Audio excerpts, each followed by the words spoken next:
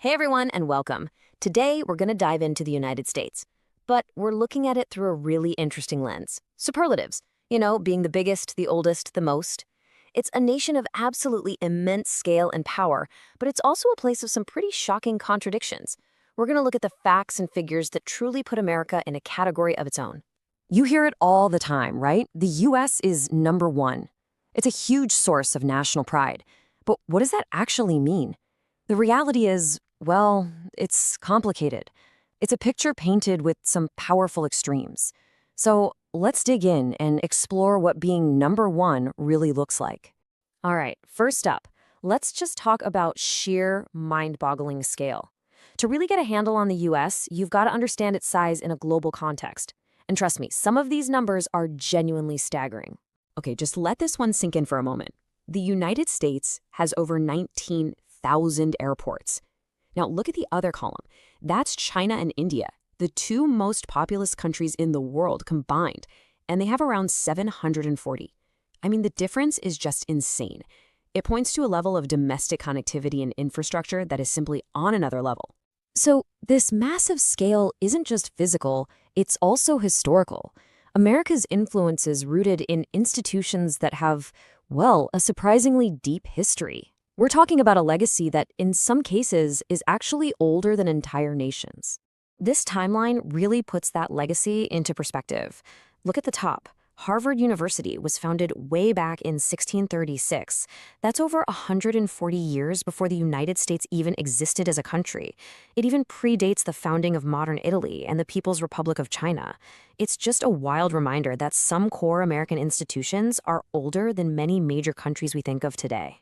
But here's the thing about being number one. It's kind of a double-edged sword. For every incredible superlative of scale and power, there's often a mirror image, an equally extreme counterpoint.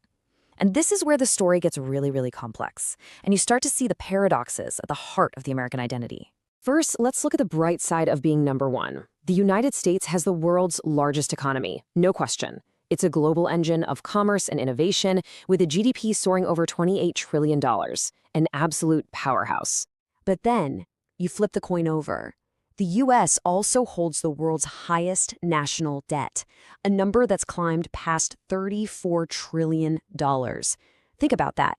It's this jarring paradox. The world's biggest economy is also its biggest debtor. You see this kind of contrast again in military power. That bar on the left, that's what the U.S. spends on its military each year. And the bar on the right, yeah, that's the spending of the next 10 countries combined. The visual really says it all, doesn't it? It shows just how unique America's position as a global military superpower truly is. And here's a statistic that is completely unique to the United States. It is the only nation on the planet where there are more firearms owned by civilians than there are people. This fact is a really significant and often debated part of American culture and law, and it absolutely sets it apart from every other country in the world. Okay, so these extremes aren't just limited to big topics like economics and the military. They also pop up in American culture in some pretty surprising and sometimes much lighter ways. Who loves pizza? Well, apparently Americans do a lot. Every single day, Americans eat an estimated 100 acres of pizza. 100 acres! That's more pizza than the country that invented it, Italy. It's just a fun, relatable little fact that shows how American culture can adopt something and then amplify it on a truly massive scale.